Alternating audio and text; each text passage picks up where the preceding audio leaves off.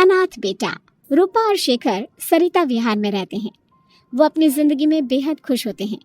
दोनों का शौर्य नाम का एक बेटा भी होता है, जिस पर दोनों ही अपनी जान छिड़कते हैं। शेखर, अब तो आप शौर्य को अपनी गोद से नीचे उतार दीजिए, उसके सोने का टाइम हो रहा है। नहीं रूपा, इसे मेरे पास ही रहने दो प्लीज। मैं थोड़ी देर में इसे बिस्तर में सुला दूंगा। लेकिन कल सुबह आपकी ऑफिस में मीटिंग भी तो है ना, और इसके लिए आपको कल जल्दी भी तो निकलना होगा। जाइए, आप भी जाकर सो जाइए। क्या यार, अभी तो मेरी गोद में आया था मेरा बेटा और तुम उसे लेकर जा रही हो। बाद में कर लेना अपने बेटे से प्यार, अभी जाकर सो जाइए। रूपा शेखर से शौर्य को ले रही होती है कि तभी शौर्य रोने लगता है। शौर्य को रोता देखकर रूपा उसे फिर से शेखर को थमा देती है। आपका बेटा ना एक नंबर का नौटंकी है, बिल्कुल आप पर गया है वो। साफ बोलो ना, तुम्हें जलन होती है हम दोनों बाप बेटे का प्यार देखकर। पहले बड़ा तो होने दो तुम शौर्य को, फिर देखना वो सबसे ज्यादा मुझे ही प्यार करेगा। देखते हैं। ऐसे ही दिन बीतते चले जाते हैं और एक दिन कैंसर की बीमारी के चलते रूपा की मौत हो जाती है। अब शौर्य 3 साल का हो चुका होता है, जिसके कारण उसकी दादी शेखर पर दूसरी शादी का दबाव बनाने लगती है। शेखर, शौर्य अभी बहुत छोटा है और उसे इस समय एक माँ के प्यार की बहुत जरूरत है। माँ, मुझे दूसरी शादी नहीं करनी। क्या पता जो दूसरी औरत आएगी वो मेरे बेटे को एक माँ का प्यार दे या ना दे। तो रूपा की छोटी बहन वैशाली से ही शादी क्यों नहीं कर लेता? वो तो शौर्य को एक माँ का प्यार पूरा दे सकती है ना। मैंने कहा ना माँ, मुझे दूसरी शादी नहीं करनी, और अपनी ही पत्नी के बहन से तो हरगिज नहीं। ऊपर से अगर रूपा देख रही होगी तो वो क्या सोचेगी? अपने लिए ना सही, लेकिन तुझे शौर्य के लिए तो शादी करनी ही पड़ेगी ना बेटा। शेखर कुछ कहता उससे पहले ही अंजुमन उसे रूपा की कसम दे देती है, जिसके आगे मजबूर होकर शेखर शादी के लिए हामी भर देता है।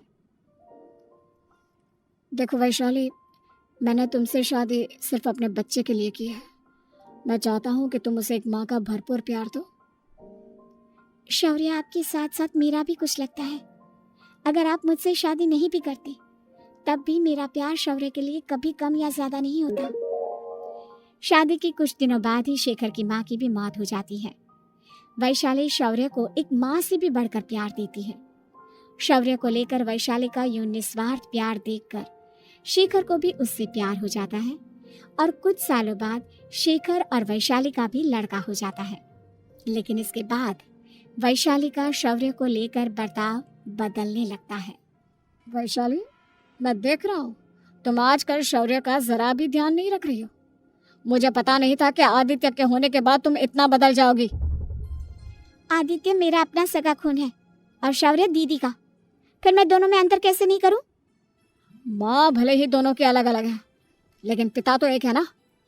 अगर मुझे पहले पता होता कि तुम इतनी जल्दी बदल जाओगी तो मैं कभी तुमसे शादी ही नहीं करता। हाँ, तो किसने कहा था आपसे मुझसे शादी करने के लिए? मैं थोड़ी ना आई थी आपके पास, आपकी माँ ही आई थी मेरे घर आपका रिश्ता लेकर। वैशाली, मुझे तुमसे ऐसी उम्मीद नहीं थी। गुस्से में शेखर अपना पैर पटकता हुआ शौर्य को वहां से लेकर चला जाता है। पापा, मम्मा मुझसे प्यार क्यों नहीं करती? क्या मैं उनका सगा बेटा नहीं हूँ इसलिए मुझसे प्यार नहीं करती? मम्मा नहीं करती तो क्या हुआ बेटा, पापा तो करते हैं ना आपसे प्यार। कुछ दिनों के बाद, आज तुझे खाना पीना कुछ नहीं मिलेगा, चल चुपचाप से अपने रूम में जाकर सो जा। माँ, आप भाई को खाना क्यों नहीं दे रही हो? बेटा तू आराम से खाना खा, इस नालायक की चिंता मत कर। एक दिन खाना नहीं खाएगा तो मर नहीं जाएगा ये। अगर भैया नहीं खाएंगे तो मैं भी नहीं खाऊंगा। तू अपने भाई का भक्त क्यों बन रहा है? ये तेरा सौतेला भाई है, सगा नहीं जो तू लक्ष्मण बन रहा है। माँ, आपको इतना भी नहीं मालूम, श्री राम और लक्ष्मण सगे भाई नहीं थे। श्री राम माता कौशल्या और लक्ष्मण माता सुमित्रा की कोख से जन्मे थे। दोनों के सिर्फ पिता एक थे लेकिन माँ अलग थी।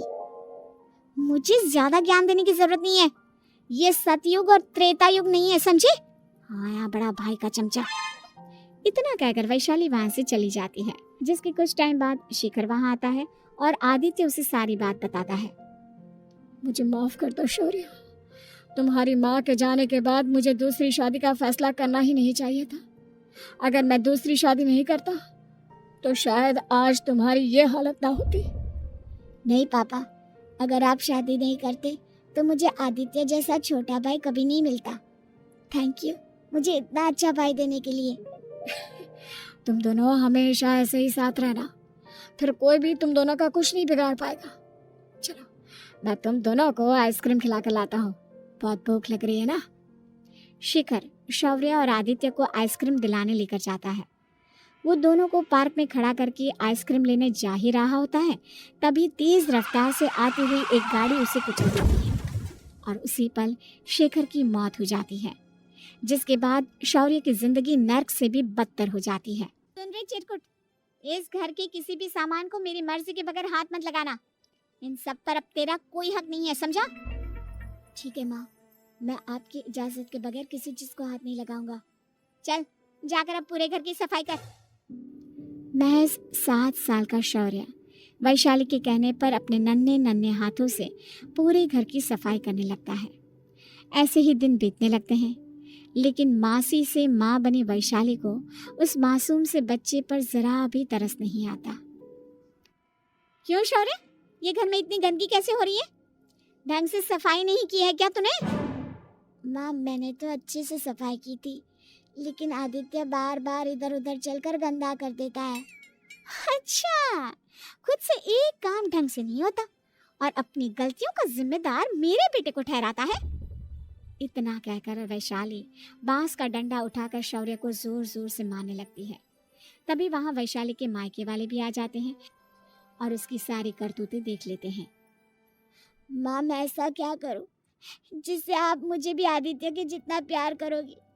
बोलिए ना माँ, मेरे क्या करने से आपके अंदर मेरे लिए ममता जागेगी? वैशाली शौर्य की एक नहीं सुनती, उसके ऊपर डंडे बरसाती जाती है। हद पार होते देख वैशाली की माँ उसका हाथ पकड़ती है और जोर से उसे थप्पड़ मारती है। यही सब करने के लिए तूने दामाद जी से शादी की थी? हमने सपने में भी तुझसे ऐसी हरकत की उम्मीद नहीं की थी। तू माँ नहीं, माँ के नाम पर एक धब्बा है। बस कीजिए माँ, आदित्य के इस दुनिया में आने से पहले मैंने इसे बहुत प्यार किया था, लेकिन अब जब मेरी खुद की औलाद है तो मैं किसी और के बच्चे से प्यार क्यों करूं? अरे नालायक औरत, जिसे तू किसी और का बच्चा कह रही है वो तेरी खुद की सगी बहन का बच्चा है। बहन है तो क्या हुआ, मेरे अपने बच्चे से बढ़कर तो नहीं हो सकता ना ये कभी। अगर यही बात थी तो तू हमें पहले बता देती, हम शौर्य को अपने साथ ले जाते। उसे इस तरह प्रताड़ित करने की क्या जरूरत थी? अगर आपको लेकर जाना है ना तो ले जाइए इसे, मैं नहीं रोकूंगी। नहीं माँ, मुझे कहीं नहीं जाना, मुझे आपके साथ ही रहना है। मैं तेरी कोई माँ वाँ नहीं हूँ, तेरी माँ मर चुकी है, समझा? अब निकल जा मेरे घर से।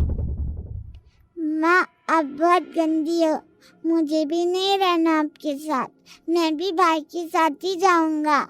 अरे तू क्यों जाएगा, तू तो मेरा सगा बेटा है, जाने दे इसे।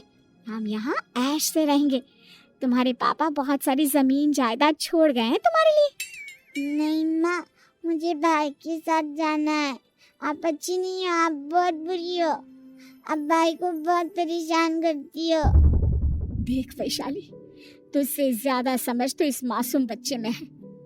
ये तेरे बुरे कर्मों का ही नतीजा है, जो आज तेरी सगी औलाद खुद से तुझे ठुकरा रही है।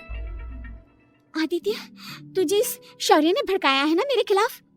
नहीं माँ, मुझे किसी ने भड़काया नहीं, पर मैं सब देखता हूँ, सब समझता हूँ। भाई बहुत अच्छा है, वो आपकी जैसा नहीं है, चलिए नानी। इतना कहकर वैशाली के मायके वाले आदित्य और शौर्य को अपने साथ ले जाते हैं और इस तरह वैशाली बड़े से घर में अकेली पड़ जाती है। 2 बेटों के होते हुए भी आज उसे माँ कहकर बुलाने वाला कोई नहीं होता।